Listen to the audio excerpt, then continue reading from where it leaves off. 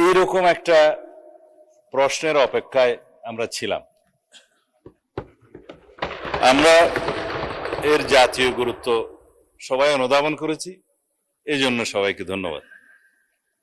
কিছুদিন যাবৎ আমরা সবাই লক্ষ্য করছি বাংলাদেশের সরকারের প্রধান, তার স্ত্রী, তার কন্যা, আমারও আছে, আমারও স্ত্রী পুত্র কন্যাকে দিয়েছে, অনেকেরই গুরুত্বপূর্ণ রাজনৈতিক ব্যক্তিত্ব এবং সমাজের গুরুত্বপূর্ণ ব্যক্তি তাদের পরিবারের সদস্যদের নিয়ে অথবা রাজনৈতিকভাবে প্রতিপক্ষ বিবেচনায় যে সমস্ত কন্টেন্ট সামাজিক যোগাযোগ মাধ্যমে ভার্চুয়াল মিডিয়ায় প্রকাশিত হচ্ছে স্বাধীনতার নামে এবং মত প্রকাশের স্বাধীনতার নামে, সেটা আসলেই মত প্রকাশের স্বাধীনতা কিনা সেটা পুনরায় সংজ্ঞায়িত করা দরকার।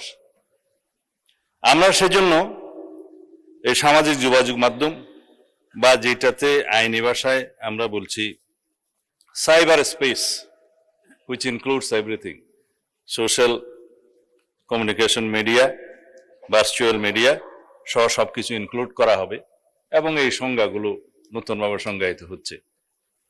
এবং আজকে সকালেই এই বিষয়ে আমি একটা আইনি সংস্কার করার জন্য ড্রাফটে হাত দিয়েছি।